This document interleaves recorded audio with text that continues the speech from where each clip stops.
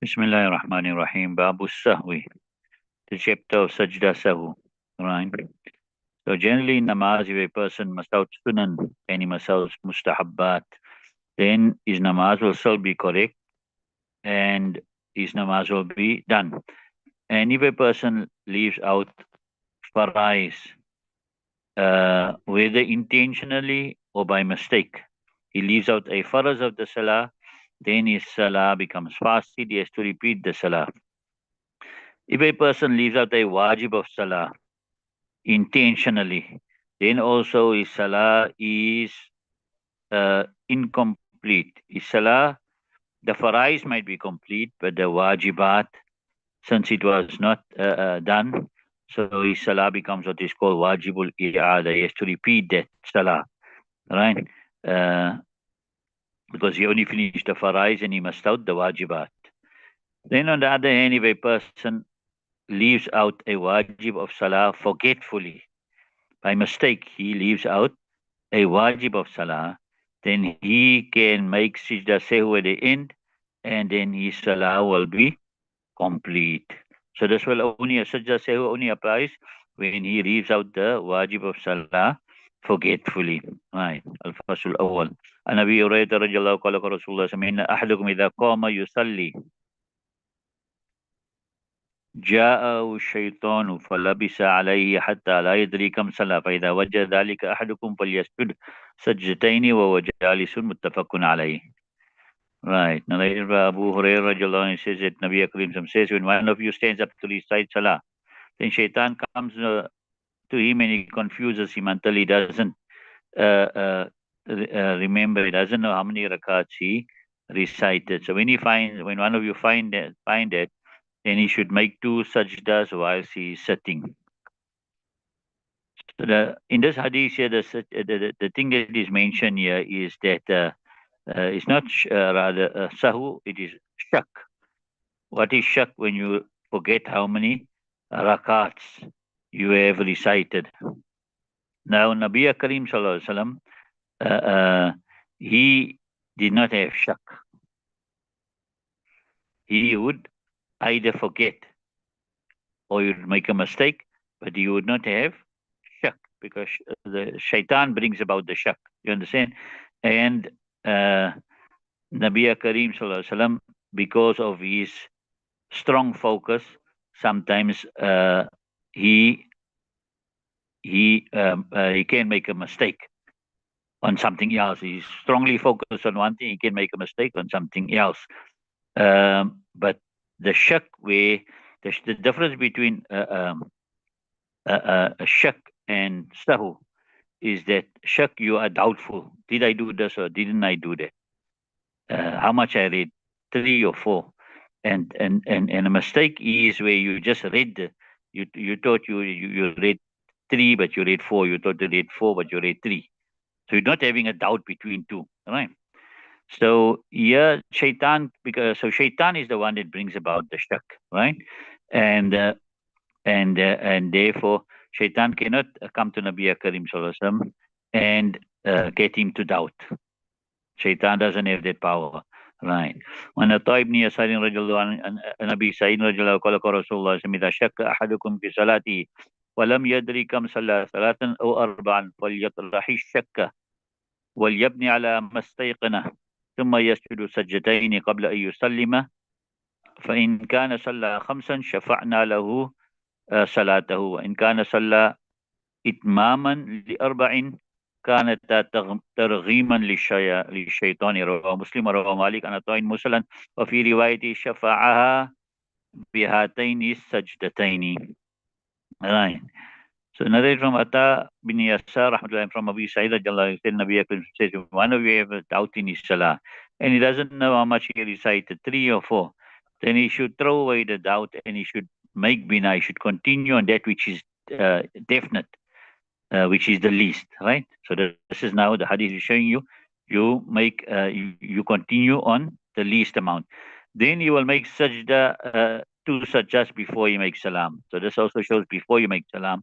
This is according to Imam Shafi rahmatullahi, right? Then if he had recited 5, then shafa'na lahu, then that 2 sajdas will make his salah into double. In other words, he'll make it a 6 rakat, right? And if we had recited uh, completing the 4, then that 2 sajdas its duty will be just to disgrace shaitan. You understand?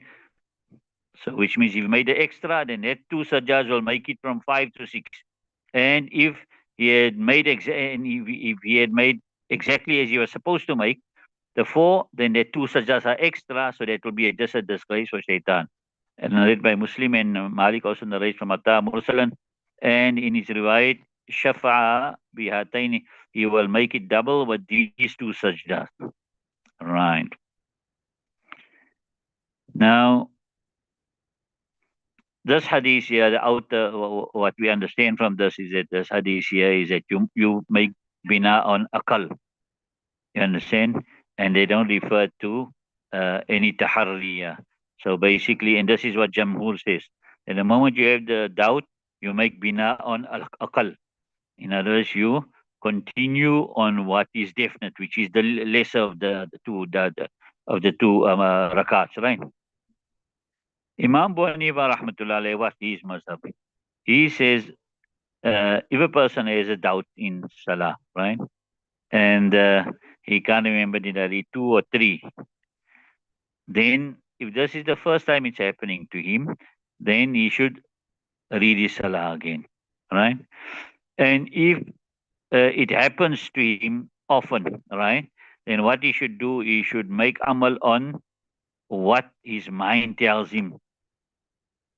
You understand? If his mind tells him it's 2 rakats, then he must make amal on 2. His mind tells him it's 3 rakats, he makes amal on 3. And if his mind is not going in any direction, then at that time he must make bina al aqal. He will take the lesser amount, right? So this masla of tahari, or actually trying to get the right amount, right? Thinking for the right amount. There's a hadith in Sahihain, Ibn Mas'ud radiallahu anhu, and he says, Nabi Karim says, when any of you have a doubt, then he should establish the correct opinion, right? In other words, he should work on his ghalib ghuman. He should work on his dominant thought, right? And you should complete his salah. And if a person is not going to take, like I'm the Jamhur, they say they're not taking the tahari and the dominant thought into consideration. So you say if a person is not going to allow tahari and working on the dominant, then what happens is it will become difficult for those people that suffer from doubt. You understand? So now every time they have a little bit doubt, and some people suffer from lots of doubt, then they will have to continuously make bina al aqal according to Jamhur. Right? Whereas Imam Banifa says just work on Ghalib Human. So Imam Banifa rahmatullah, he has now taken, you see the hadith also coming afterwards will show you. So he has taken all the hadiths because there's a hadith which shows that you work on Ghalib Human. There's a hadith which shows which you work on Aqal. So he's taken all these hadiths and he has brought them together and put them in perspective. Right? When Abdullah ibn Mas'ud radiallahu anhu صلى الظهر خمسا فقيل له أزيد في الصلاة وقال وما ذاك قولوا صليت خمسا فسجد سجدتين بعدما سلم وفي رواية قال إنما أنا بشر مثلكم أنسى كما تنسون فإذا نسيت فذكروني وإذا شك أحدكم في صلاتي فليتحرى الصواب فليتم عليه ثم ليسلم ثم يسجد سجدتين متفق عليه. Narayam Abdullah ibn Mas'ud Nabi Akram recited Zohar 5 rakats. So it was asked of him, has there been increase in salah? So he said, why is that? So they said, you recited 5 salah rakats. Then he made 2 sajdas after he had made salam. See, after he had made salam, right? And why he said, indeed, I am a human like you. I forget just as you forget. So when I forget, then remind me. And when one of you have a doubt in his salah, then he should think of what is the correct one. Then he should complete it like that, right? Then he should then he should make salam. Then he should make 2 sajdas. So here again we see here, right? he must make the two sajdas after salam. Nevertheless, the Ahnaf, though, when it comes to the fifth rakat, right? They say here now, if a person, right, has forgotten to sit in the fourth, which is your qaida akhira, which is your faraz, right? And he went up straight for the fifth.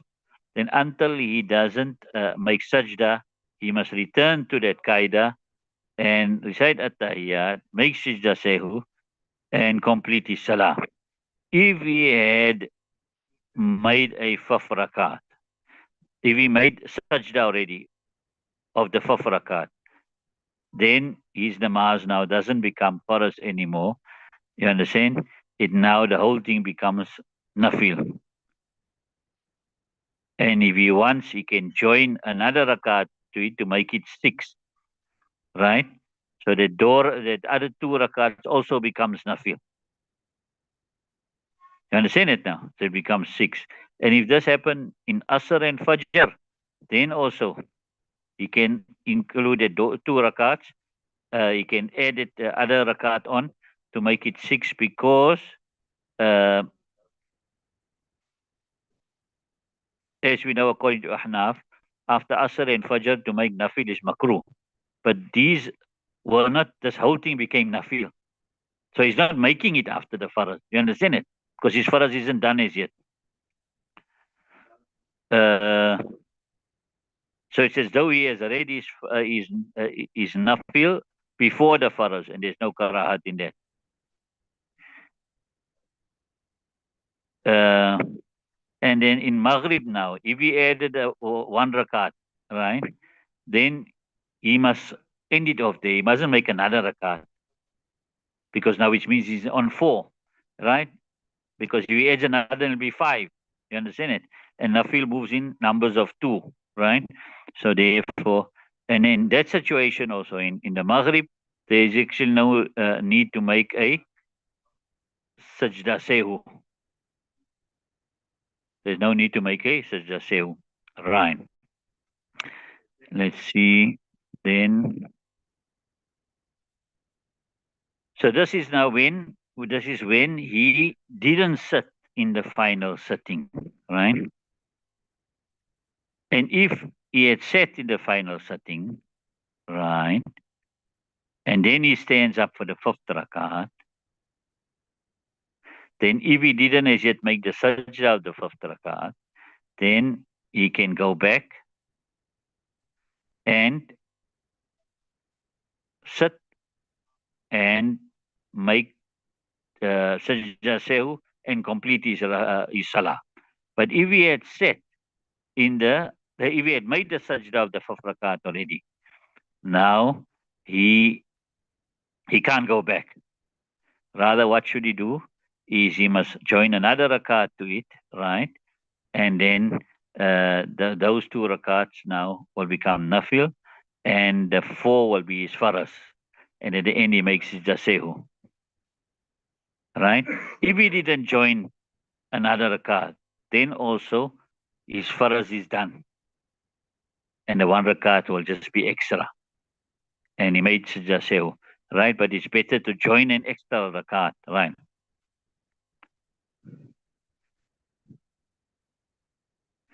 And if we join the extra rakat also, although it is nafil, but because it's included in the faras, therefore it doesn't become makruh, even if it's after asr or fajr.